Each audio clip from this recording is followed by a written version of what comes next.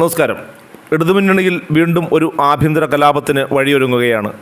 CPIയും അതുപോലെ തന്നെ കേരള കോൺഗ്രസ് എമ്മും തമ്മിൽ രണ്ടാമത് സ്ഥാനത്തേക്ക് വേണ്ടി ഇടതുമുന്നണിയിലെ രണ്ടാമൻ ആര് എന്ന ചോദ്യത്തിന് ഉത്തരം കണ്ടെത്താനുള്ള മത്സരം തുടങ്ങിയിട്ട് നാളുകളേറെയായി.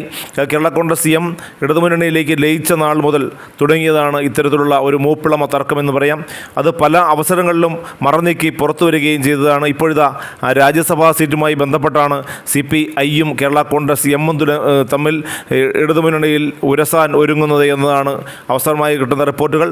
കയ്യിലുള്ള 3 രാജ്യസഭാ സീറ്റിൽ 2-ൽ മാത്രമേ ഇടതുമുന്നണിക്ക് ജയിക്കാൻ കഴിയൂ എന്നിരിക്കെ വിജയസാധ്യതയുള്ള 2ാം സീറ്റ് LDFൽ ആർക്കാണ് നൽകുക എന്നതിനെക്കുറിച്ച് CPMൽ പോലും ഒരു ധാരണയായിട്ടില്ല. അത് CPIക്കാണോ കേരള കോൺഗ്രസ് എമ്മിനാണോ നൽകുക എന്നതാണ് ഇനി അറിയേണ്ടത്. 2ൽ ആർക്ക് നൽകിയാലും മറ്റൊരു പാർട്ടി അതിൽ യുദ്ധവുമായി വരുമെന്ന കാര്യത്തിൽ യാതൊരു തർക്കവുമില്ല. 2 പാർട്ടികളുടെയും സംസ്ഥാനത്തെ ഒന്നാമത്തെ നേതാക്കളാണ് സ്ഥാനമൊഴിയുന്നത് എന്ന പ്രത്യേകത കൂടിയുണ്ട്. ഇരു പാർട്ടികൾക്കും രാജ്യസഭാ സീറ്റ് അതുകൊണ്ട് തന്നെ അഭിമാന പ്രശ്നവുമാണ്.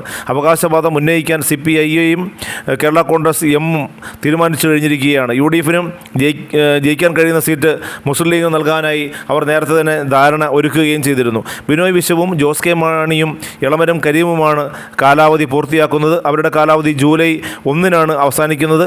ഒരു സീറ്റിൽ CPM മത്സരിക്കുമെന്ന് എന്തായാലും ഉറപ്പാണ്. അത് AK ബാലന് കൊടുക്കും എന്നതാണ് ഇപ്പോൾ അറിയാൻ കഴിയുന്നത്. ഇടതുമുന്നണി ഭരണത്തിലുള്ള ഘട്ടങ്ങളിൽ രാജ്യസഭയിൽ ഒരേ സമയം തങ്ങൾക്ക് 2 പേരുണ്ടാകാറുള്ളതാണ് എന്നാണ് CPIയുടെ അവകാശവാദം. മുന്നണിയിലെ 2ാമത്തെ കക്ഷി ആര് എന്ന മത്സരം കേരള കോൺഗ്രസ് എമ്മുമായുണ്ട്.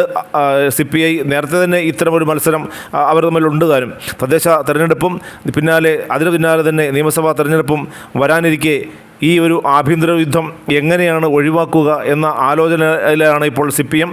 എന്നാൽ രാജ്യസഭാ അംഗത്വവുമായാണ് ജോസ് കെ മാണി UDFൽ നിന്നും LDFലേക്ക് എത്തിയത്. UDFിൻ്റെ ഭാഗമായി 2018-ൽ വിജയിച്ച രാജ്യസഭാ സീറ്റ് LDF പ്രവേശനത്തിന് പിന്നാലെ തന്നെ അദ്ദേഹത്തിന് ഒഴിയേണ്ടി വന്നു.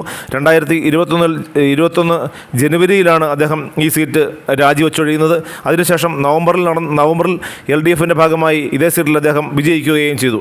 ജോസ് കെ മാണിയുടെ സീറ്റാണ് എന്നതിൽ തർക്കത്തിൻ്റെ കാര്യമില്ലെന്നാണ് കേരള കോൺഗ്രസ് എം വാദിക്കുന്നത്.